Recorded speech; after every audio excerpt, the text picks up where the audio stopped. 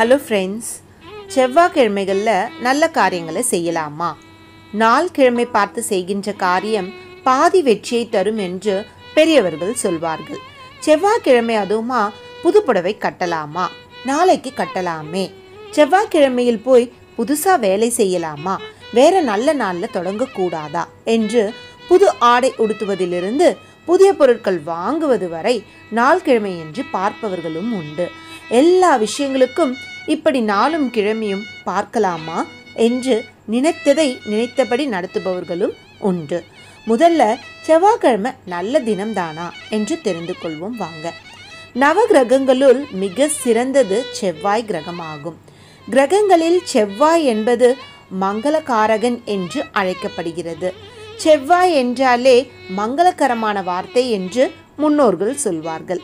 அதனால செவ்வாய்க்கிழமையும் உகந்த நாள்தான். செவ்வாய்க்கிழமை அன்று எதையும் செய்ய விரும்பாதவர்கள் வாழ்க்கையில் முழு பலனை அனுபவிக்க முடியாது என்றும் சொல்வதுண்டு. முருகப்பெருமானுக்கு உகந்த நாள் செவ்வாய்க்கிழமைதான். இவரை வணங்கி துவங்கும் செயல்கள் வெற்றியடையும் என்பது நம்பிக்கை. செவ்வாயையும் முருகப்பெருமானையும் பூமாதேவியையும் வழிபட்டு செவ்வாய்க்கிழமையில் மங்கள பொருட்கள் வாங்கினால் செல்வம் பன்மடங்கு பெருகுவதோடு எல்லா சிறப்புகளும் தேடி வரும். சீக்கிரம் கடன் அடையும். இயற்கையிலேயே செவ்வாய் பகவான் விசுவாசம் நிறைந்த பணியாளாக இருந்தாலும் மூர்க்க குணம் நிறைந்தவர். எதை பற்றியும் கவலைப்படாமல் எதையும் யோசிக்காமல் வேகமாக செயல்படக்கூடியவர். செவ்வாய்க்கிழமை அன்று நாம் செய்யும் செயல்கள் தொடரும் என்பதால் தான் கடன் வாங்கியவர்கள் கடனை திருப்பி தரும்போது செவ்வாய்க்கிழமை தந்தால் வெகு சீக்கிரமே கடன் அடையும். மீண்டும் கடன் வாங்கும் சூழ்நிலையும் ஏற்படாது என்று முன்னோர்கள் கூறியுள்ளனர். மௌன விரதம். செவ்வாய்க்கிழமை அன்று மௌன விரதம் அனுஷ்டித்தால் யாகம் செய்த பலனை ஒருவர் அடையலாம்.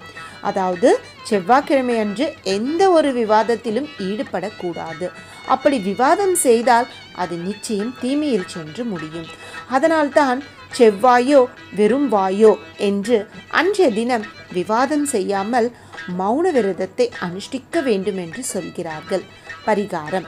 செவ்வாய்க்கிழமை அன்று செவ்வாய் தோஷத்திற்கான பரிகார சாந்தி துர்கா ஹோமம், ஜென்ம நட்சத்திரத்தின் அடிப்படையில் செய்யும் ஆயுஷ்ய ஹோமம், சஷ்யப்த பூர்த்தி போன்றவற்றை செய்யலாம். செவ்வாய்க்கிழமை அன்று பூமி பூஜை செய்வது நல்லது என்று மனையடி சாஸ்திரம் கூறுகிறது. பயணங்களில் கிழக்கு திசை நோக்கிய பயணம் செவ்வாய்க்கிழமை அன்று இருந்தால் உறுதியான வெற்றியை தரும் என்பது ஐதீகம். ஆக்சுவலா நல்லது செய்ய எல்லா நாளும் நல்ல நாள்தான். இருந்தாலும் நாள் கிழமை பார்த்து செய்கின்ற காரியம் பாதி வெற்றியை தரும் என்று பெரியவர்கள் சொல்வதும் சும்மா கிடையாது. ஸோ நெக்ஸ்ட் டைமில் செவ்வாய்க்கிழமை நல்ல நாளா அப்படின்னு யோசிக்காதீங்க. நாளைக்கு புதன்கிழமை தானே, நாளைக்கு பண்ணிக்கலாம் அப்படின்னு எதையும் தள்ளி போடாதீங்க. முருகப்பெருமானுக்கு உகந்த செவ்வாய்க்கிழமை அன்று அவரை வணங்கி துவங்கும் செயல்கள் எல்லாம் வெற்றியடையும் என்ற நம்பிக்கையில் துவங்குங்கள். நல்ல சுகத்தோடும் நீண்ட ஆயுளோடும் புன்னகை நிறைந்த முகத்தோடும் மனம் நிறைந்த மகிழ்ச்சியோடும் எப்போதும் இன்பமாய் இருப்பீர்களாக.